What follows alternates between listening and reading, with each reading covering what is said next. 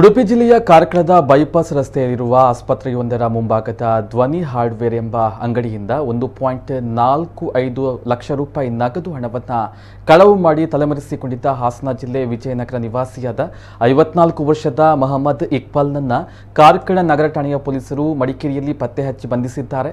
ಆರೋಪಿಯನ್ನು ವಿಚಾರಣೆಗೆ ಒಳಪಡಿಸಿದಾಗ ಸಂಬಂಧಿಕರ ಜೊತೆ ಸೇರಿ 2022ರ ಜೂನ್ ತಿಂಗಳಲ್ಲಿ ಕಳ್ಳತನ ನಡೆಸಿದ್ದು ನಿಜ ಎಂದು ತಪ್ಪೊಪ್ಪಿಕೊಂಡಿದ್ದಾನೆ. ಪ್ರಕರಣದಲ್ಲಿ ಈಗಾಗಲೇ ಓರ್ವ ಆರೋಪಿ ಮೊಹಮ್ಮದ್ ಇಕ್ಬಾಲ್ನ ಸಂಬಂಧಿಕ ಕಾರ್ಗಲ್ನ ನೂರಾ ಎಂಬಾತ್ನನ್ನ ದಸ್ತಗಿರಿ ಮಾಡಿದ್ದು ಆತ ಸದ್ಯ ಉಡುಪಿಯ ಕಾರಾಗೃಹದಲ್ಲಿ ಇದ್ದಾನೆ. ಇನ್ನೋರ್ವ ಆರೋಪಿ ಇಬ್ರಾಹಿಂ ಕಾರ್ಗಲ್ ತಲೆಮರೆಸಿಕೊಂಡಿದ್ದು ಆತನಿಗಾಗಿ ಶೋಧ ಕಾರ್ಯ ಮುಂದುವರೆದಿದೆ.